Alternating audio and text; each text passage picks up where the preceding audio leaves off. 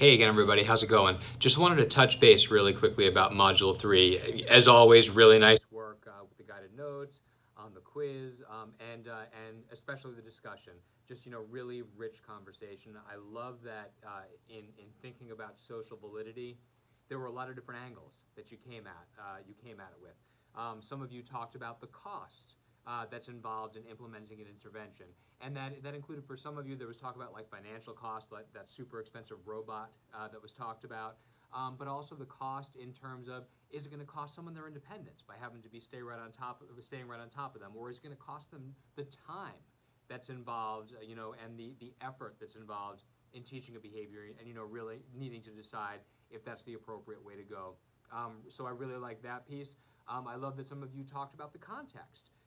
A target behavior that may be perfectly appropriate to teach, but given the context in which the person that you're supporting is working with, maybe it doesn't make sense anymore, right? Based on, okay, maybe there are circumstances that are going to make it so that this person never has to use that skill. So perhaps there are other things that ought to be prioritized ahead of doing that. And then, of course, taking a look at the behavior itself and thinking about, okay, how important is it that we change this behavior?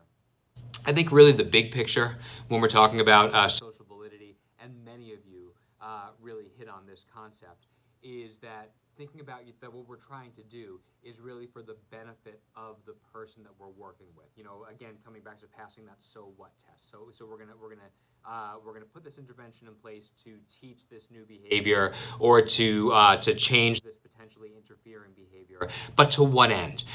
To what extent is this going to benefit the person that we're working with? How is this going to open them up to more reinforcement? How is this going to make them less likely to be subject to stigma, or to unwanted attention, all the way up to, one of you mentioned teaching the young men that you're working with to keep their pants up when they're standing at a urinal, right? That seems like, wow, that's not something that you typically hear about. But how incredibly important might that be, both from a social acceptability standpoint, but also from a standpoint of making sure that the people that we're supporting aren't potentially putting themselves at risk for unwanted behavior towards them while in a restroom.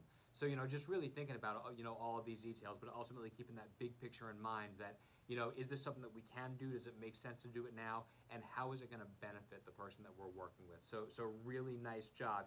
We've got potentially so much power as behavior analysts, okay, to change the behavior of the people that we work with, okay, to change the behavior of the people around us. And it's really important that we're always being super cognizant of what the appropriate, ethical, socially acceptable way is that we go about implementing those changes. So again, really nice work. Talk to y'all soon.